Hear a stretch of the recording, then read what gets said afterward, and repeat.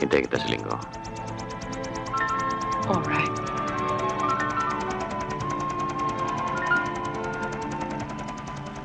Take care.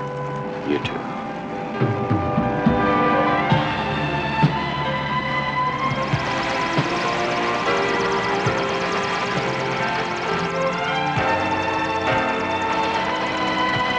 All right, Captain. Let's go.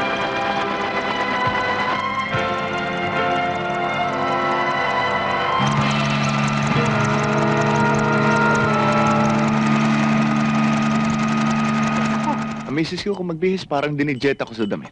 Ang daming magagandang pinamili ko, nakakulong sa baul, inaamag. Ang init-init eh.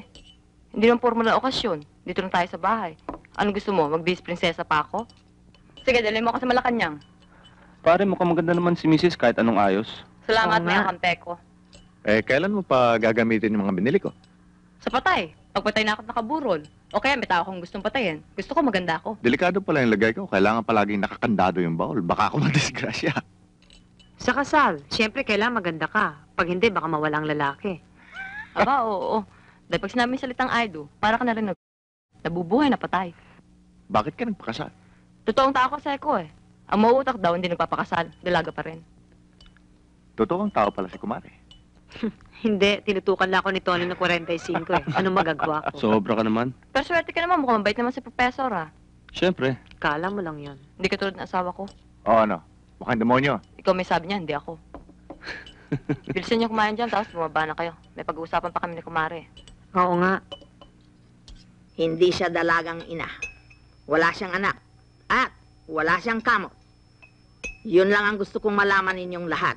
Don Adolfo, kung meron ka pang gustong malaman tungkol sa pamangking ko, magtanong ka na ngayon. Or, forever be silent. I want nothing of our past. Only the present and the future. Very good.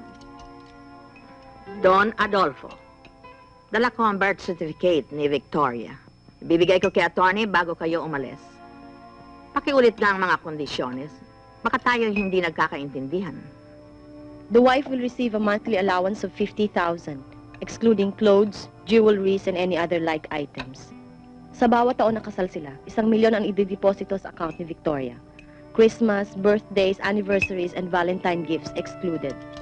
For every offspring, magkakaroon ng trust fund ang bata, puwera pa sa mamanahin niya. Adolfo, about these material things, kahit kailangan, masakit pakinggan. Kailangan ba maging business-like ka about everything? Para sa proteksyon mo rin yan. May pamilya ako, 2 anak.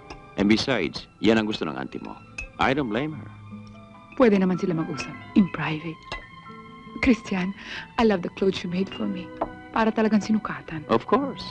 Christian is the best in the country. I'll drink to that.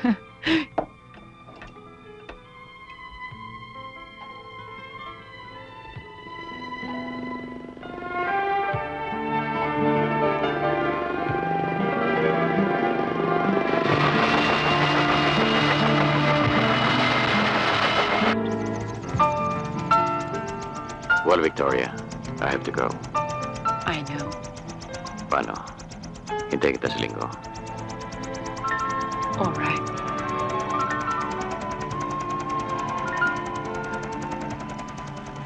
Take care. You too.